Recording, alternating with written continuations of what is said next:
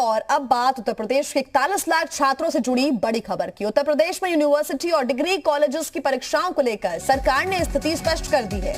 UP के deputy CM Dinesh Sharma ने बताया कि स्नातक के फर्स्ट ईयर और सेकेंड ईयर के छात्रों को प्रमोट किया जाएगा।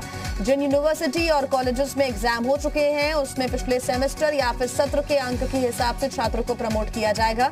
जहां लंबे समय से एग्जाम हुए नहीं है वहां परीक्षाएं होंगी। परीक्षा 1 से 1.5 घंटे की होगी।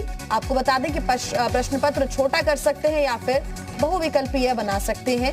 उन्होंने ये भी स्पष्ट किया कि विश्वविद्यालयों को अधिकृत किया गया है कि अगर चाहे तो वो ऑनलाइन परीक्षा करा सकते हैं, वाइवा भी ऑनलाइन हो सकता है। उन्होंने ये भी बताया कि 3 कुलपतियों की रिपोर्ट के बाद राज्यपाल और मुख्यमंत्री ने इस पर मंथन किया और फिर फैसला लिया। उच्च शिक्षा को लेकर के आज प्रदेश में बहुत बड़ा फैसला लिया गया है। इसी पर बातचीत करने के लिए हमारे साथ उत्तर प्रदेश के deputy CM doctor Dinesh Sharma ji हैं। उनसे जानते हैं कि मुख्य बातें सर क्या है। सर, क्या बड़ा फैसला लिया गया है और इसका मुख्य बातें क्या?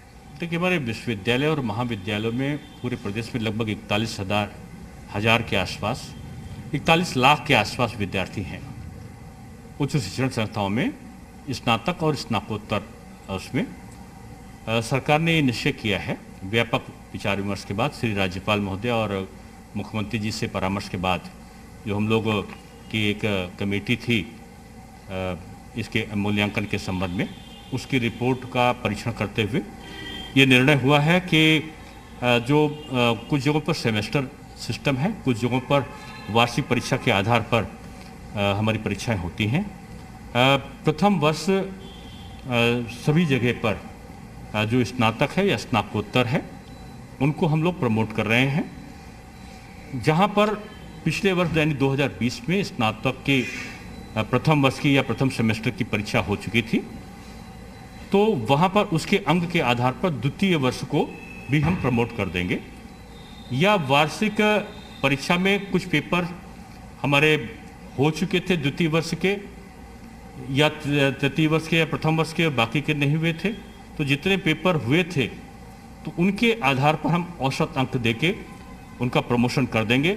लेकिन जहां पर परीक्षाएं नहीं हुई थी, ना प्रथम वर्ष की ना ही बीच में मध्य सत्र में कोई परीक्षाएं हो पाई थी, उनमें हमने रखा है कि 1 से 1.5 घंटे के अंदर परीक्षा का निर्धारण हो समय सीमा में, और चाहे वो बहुविकल्पी हो, चाहे OMR सीट के आधार पे हो या जो सामान्य प्रश्न पत्रों में प्रश्न पूछे जाते हैं उसका आधार हो। ये जो समय है उसकी अवधि 1 से 1.5 घंटा से ज़्यादा नहीं हो सकती। एक दिशा निर्देश जारी किए हैं। वाइवा जो होगा वो ऑनलाइन होगा और उसको हम ऑफलाइन नहीं करेंगे।